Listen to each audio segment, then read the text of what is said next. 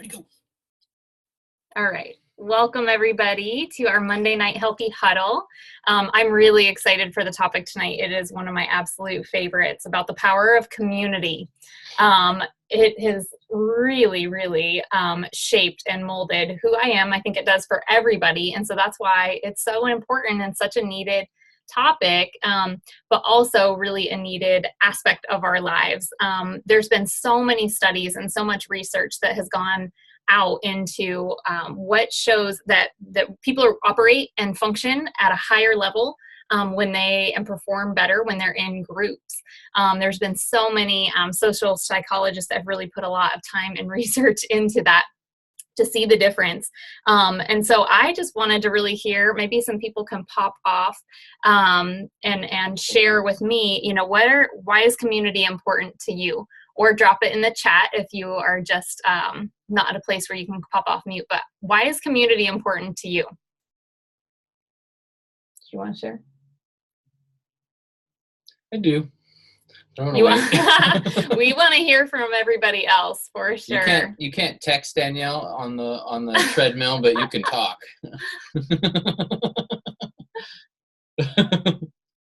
She's still muted. I can share a little bit. Awesome. Let's hear it. So I joined with you guys about the end of October and early November, and just the community and the Get Fit to Thrive and the coaching, it really helps to keep me accountable. And today, like, I've been talking with a lot of people who are like 10 pounds away from their goal and just wanting to get a final countdown, just chat community going, just to get us focused and motivated and encourage people, because I don't want to do this alone and I don't want them to do it alone. Exactly. Oh, I love that. So awesome. And one of the gals, she just said that the community has been even like a stronger encourager than her own health coach. And I'm just like, you know, my health coach has been super busy. Like, she has 3 kids. But when I've needed her, like I've just said, I'm really struggling right now. She's just like, you know, it's a marathon. You're all running at a different, you know, pace and your own game and stuff. But for me, it's just been really important to know that, one, I'm not alone. Yeah. And 2, there's power in community and accountability. And even when I feel like discouraged, I know that there's lies, and I'm reminded by that.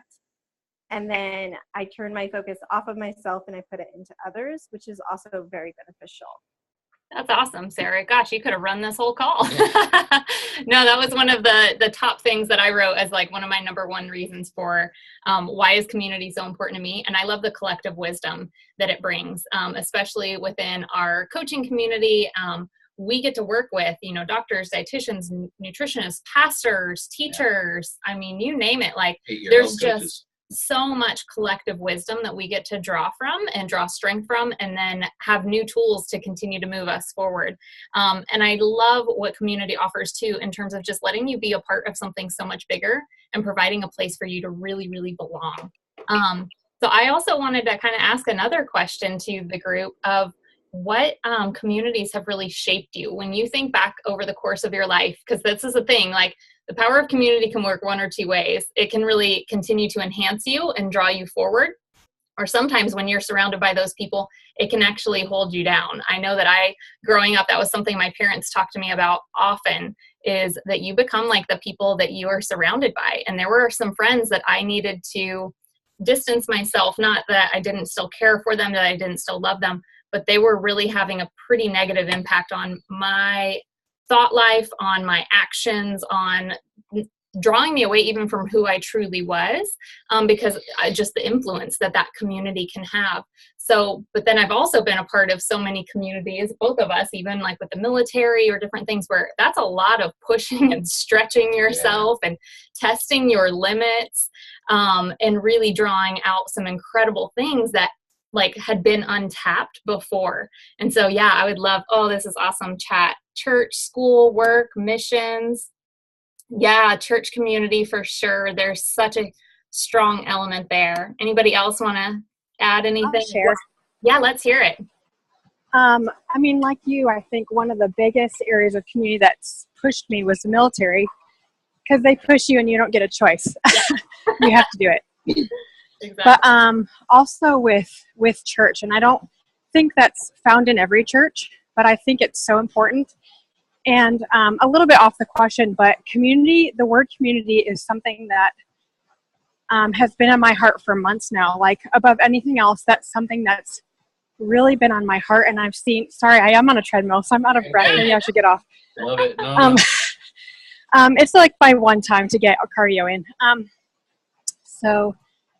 But in the military still, seeing like this younger, I guess I don't know, younger generation, but younger than me, seeing the lack of community that is now in our culture. And I think the ones coming behind us, the ones coming behind us, I think it's even getting worse. Like they have never even seen what community looks like. You know, when we were growing up, there was still a sense of community.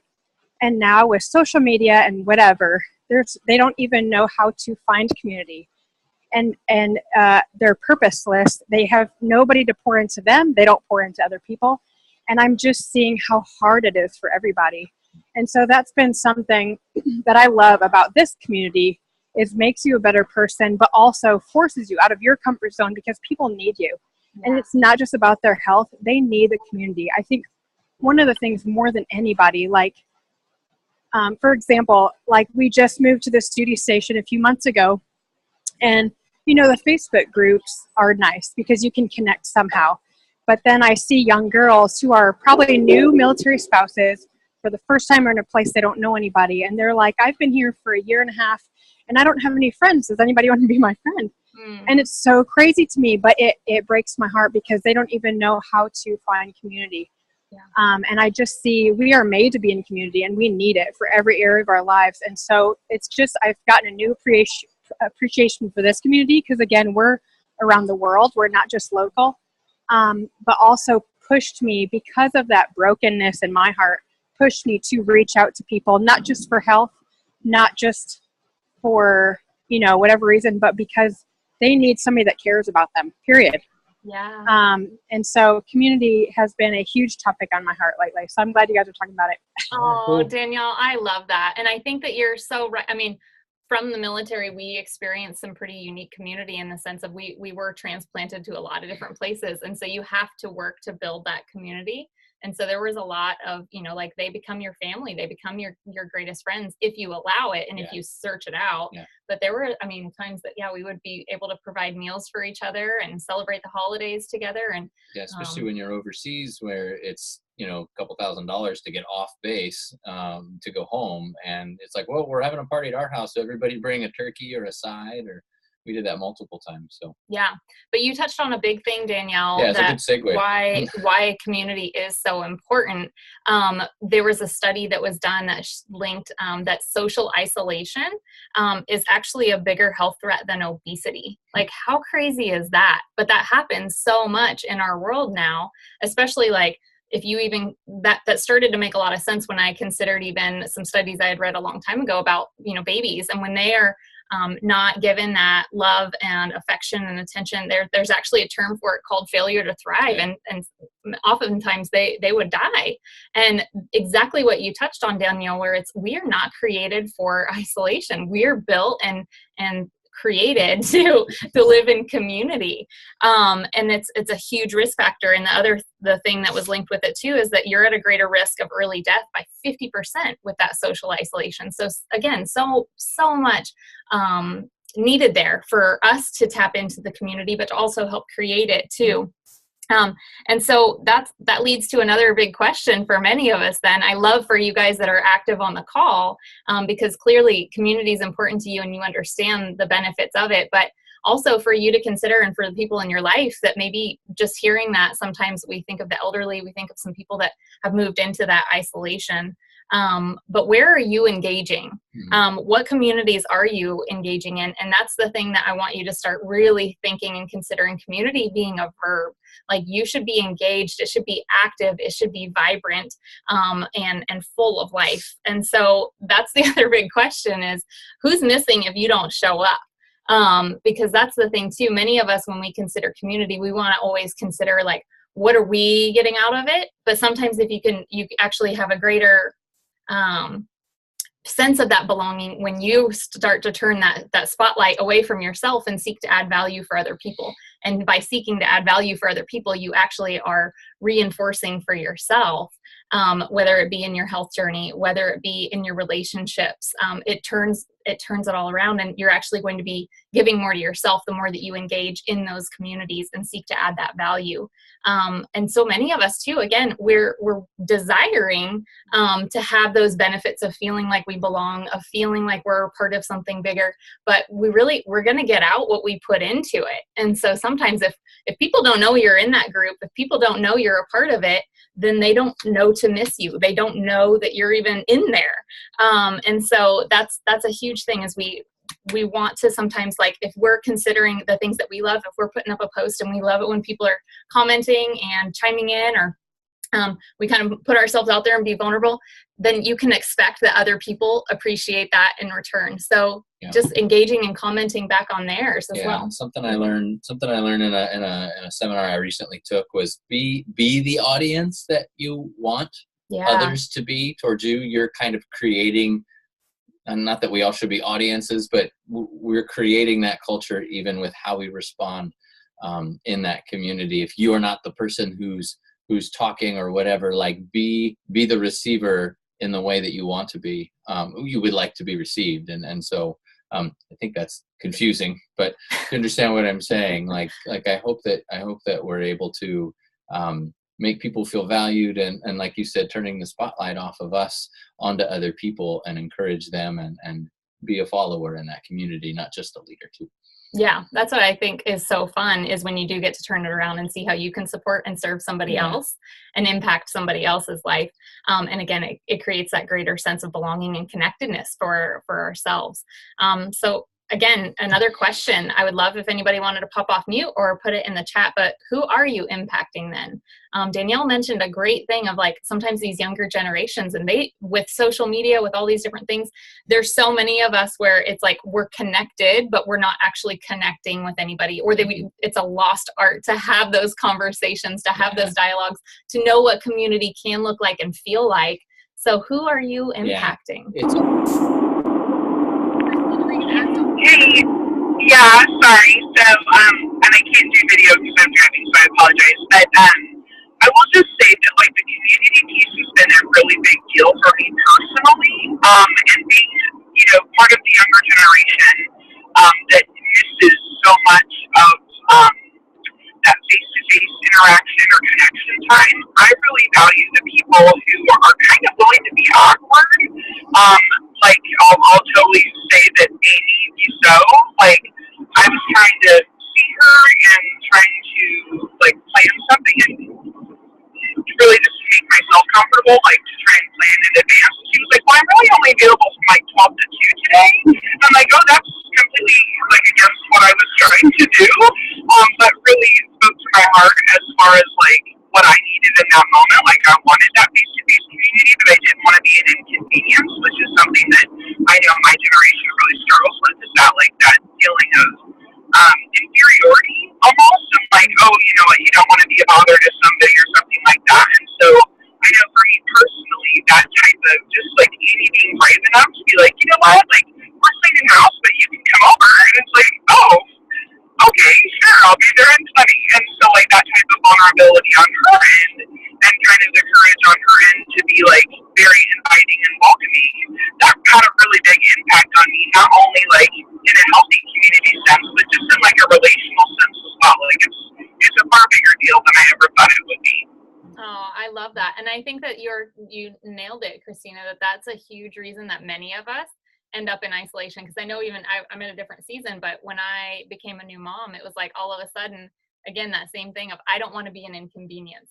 I know people are busy, or I know they have a lot going on, or they also have, crazy kids running around, and I don't want to add to the chaos. But if we're all saying those same things, then no wonder this social isolation starts to exist. And then again, we're going to be connected on social media, but we're not actually connecting with anybody. And I'm not knocking social media, because I love it. I think it can be a great catalyst really building those strong connections Right. and relationships. But it should just be a start. It shouldn't be like the only sole source. It's a relationship augmentation, but I don't think you should, rely on it solely. And that's kind of what we're seeing now, right? And both Christina and Danielle bring up something that are interesting to me, because we know, if you grew up around before the internet, before social media, before Facebook and all that kind of stuff, if you grew up before that, you know what it means to go over to each other's houses and play or ride bikes or climb trees or do something, that social interaction in person and everything. If you grew up after that and you've only had Facebook and that's your only definition of relationships and things like that, it's not, kids don't even know what it used to be like. They don't really know what true connection is. And I think that's great that we can model it. Yeah, model it. And it's awkward and weird, and somebody said that, and that's great, because people want it to be clean and neat and not really get messy. And we are human, and we're imperfect and inefficient. And I mean, I don't know, there's so much stuff going on that I don't know. Go for it. Well, and I think that you hit on a good thing of, so many of us do feel that awkwardness. I know that I've completely felt that. And Lauren, you mentioned that when you're in a new place, right? It's hard to build that community, especially if you're a stay-at-home mom or different things where some of that the relationships are tougher to exist. But again, that's where I think social media can be such a great catalyst to start finding some of those other local people. I know that there's been so many times where Facebook has suggested people as my friend, or there's been a ton of mutual friends. And so there's been so many times where I've actually just sent them a friend request and been really bold and, kind of looked on their profile and said, oh my gosh, I'm new here. I'm looking to build some friendships. It looks like we might have a lot in common. Would you want to go get coffee? I can't tell you how many times that has started to foster and build a connection and a relationship. Again, it's not going to be the sole source, but it can be a great launching pad. Other times there's so many groups that you can find within Facebook of consider what are your interests. Yeah. I know I love photography. I love running or walking and so I've sought out just different groups within Facebook to make, again, some of those initial connections to take them to real time. And sometimes they're, far removed across the country, but it can still, when you're in that isolation or where you're in that loneliness, it can be a great launching pad to feel more connected to the bigger, more collective world. And I think that the big thing with community too, of what I love, especially about ours here, because we're so many of us, right? We're talking about common goals and common interests of getting healthy and staying healthy. And that's why I love and feel like this was the community that I have always been searching for, because I've, for a long time been about health and wellness and really trying to become that highest version of myself and tap into, these gifts and things that have gone really squashed because of fear. And that's what this community has allowed for me. I mean, even just to consider speaking on a call like this is something that I wanted to do, but I was so fearful of for so long.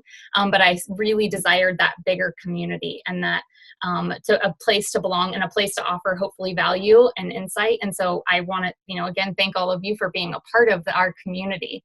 But the other big things that I kind of considered is within our community, especially, but with other ones that you're going to maybe start to see and build for yourself too, is they can help you push past those limits. They can sometimes give you those fresh ideas where maybe you've been just kind of struggling and maybe some unhealthy habits of thinking of, I don't want to inconvenience them, or I don't want to do this.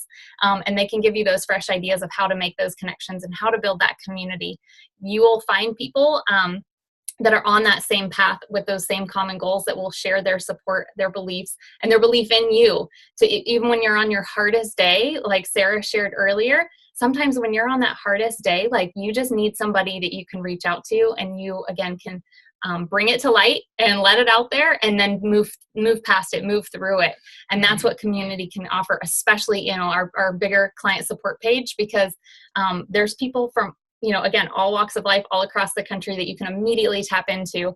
And I think even on those hard days, you can borrow their motivation or their inspiration, where sometimes if you're having a tough day, they're having a rocking one, and you can draw that motivation, you can draw that inspiration to see what is possible for yourself if you continue to contend for yourself, for your health. and for your community. And that's what I just love. And I wanted to share with you guys some other ideas of what you can do to start building community. These are just some that I have done over the years, or that, you know, we've done together to start fostering and building that community. They might not be your thing, because again, like we're all different, but we have the same common goal of building those relationships, building that community, because none of us want to have that failure to thrive, right? We all want to thrive. We all want to become that highest version of ourselves. And we know that we're going to tap into that when we draw and create that community of other like-minded people that are moving forward in life too. So many of the times that some of the things that we hear that move people backwards in their health or is when they're out to happy hour with people, right? Because it's usually the socialness of going out for drinks or going out for unhealthy food. So something that we had started years ago was hosting healthy happy hours in our home, to where we got to have more of a say of what we were going to be serving. But so many people have had a blast with those over the years, because again, there's a lot of people that are actually out there trying to make healthy choices, and they're challenged and struggled in it too, because if the biggest collective group is going out for drinks and, you know, unhealthy, like greasy apps, then it's hard to stay on track. So the more that you can continue to maybe be that trendsetter, that new one to start giving the different options, then you can create that community. So healthy happy hours are great. We'll ask what we serve. Yeah, all different. So a lot of like shrimp cocktails. There's a lot of great healthy like appetizers and things. We've done potluck styles, or, you know, we've had like a cauliflower night where everybody brought a different cauliflower dish, or a zucchini night where everybody brought a different zucchini dish. And those have been so fun too, to again, just try new things, different flavors, get some new family favorites. But the biggest thing is to start building those bonds and building those connections and having a safe place where you know that you can still continue to make those great healthy choices. We have like long offered, you know, to go out on walks instead of meeting at the restaurants. It's one of the easiest things you can do, because it takes usually like no planning and no money involved. So there's usually very limited excuses to go get a coffee even and go for a walk and chat and start building that community.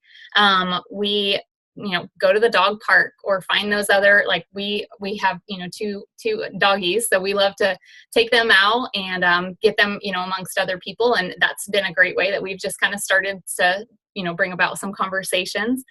Go for a hike. I actually, you could either go to a class. We've actually, I've hosted a holy yoga nights in our house here, where we just clear out all the furniture and everybody would bring their mats. And that was such a fun time too, to again, just kind of put it out there who would love to come. And you will, again, the more that you consider and embrace who you are and your interests, you're going to find some of those other like-minded people that have those same common interests.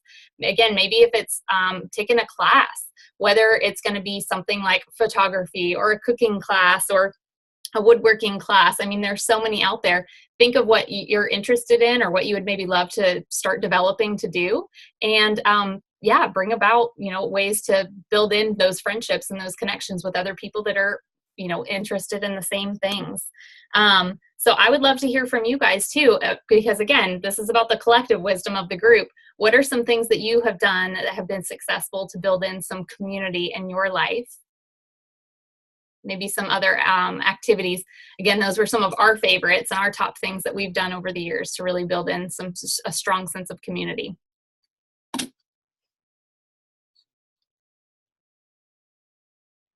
Oh, I love that, Sarah. Yeah, it's so true, though.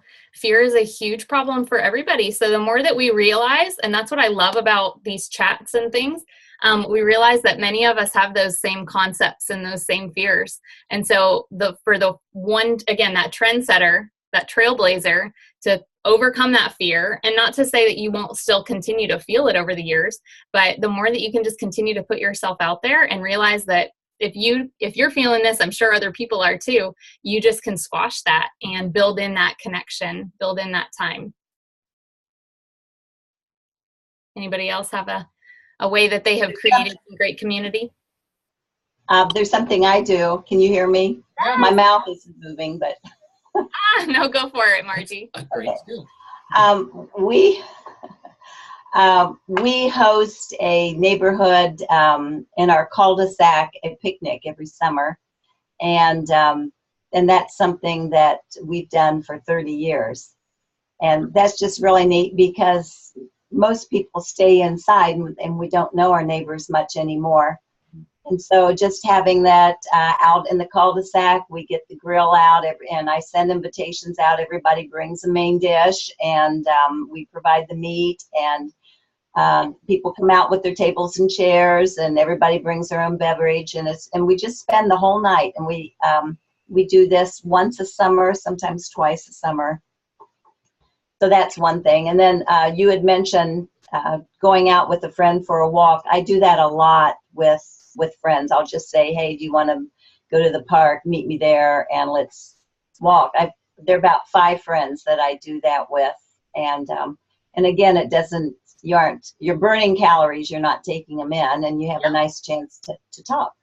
Exactly. Oh, I love that, Margie. Yeah. And that's what I know, that if you haven't seen it, that we had hosted one too, where we kind of created a comfort menu of, instead of, for many of us, we're kind of combating emotional eating. And so we talked about creating that comfort menu so that you always have something to turn to that will actually provide the comfort that you're seeking instead of turning to the food. But I've actually done the same thing with a list of friends or with couples that, you know, when we're feeling that isolation, when we're feeling that loneliness, because sometimes, it might be that they're not available at that spontaneous moment. But I can promise you, if I have a good list of, 30 people that I can, connect with, I'll either feel that connection, or we'll have, somebody that we can meet up and go for that walk or go get that coffee or have that play date. And so those are, just some ways that you can also build in that friend menu that you can kind of pull from too. And Margie, I know that you're going to share, do you want to go ahead and pop off mute again and share your health transformation with us? I know, I'm sorry for, we're going to be just a couple minutes over time, but hopefully you can stay tuned and hear Margie's great story. Well, I'll make it real fast. I have been a teacher for 45 years. I was a classroom teacher, and then I homeschooled my children through high school, and then I went back to private tutoring and substitute teaching. And for probably the last 15 years, I would say every spring, I'm going to use the summer when there's more time and the weather's good, and I'll exercise and I'll take off this extra weight, and in September, I'll wow everybody and be this new me. And it never happened. And one of the things that I really wanted to mention tonight is something that I said, heard me in a post a few days ago on Get Fit to Thrive. And that is the seniors in your life, that is those who are in their 60s. And when people are in their 20s and 30s and 40s, like I was a long time ago, and like many of you are now, I think when we do assessments with those people, they are really wanting to lose weight so that they look better. At least that's what it was with me. And we're all born with pride. And so we do want to look better. We want to feel better in our clothes.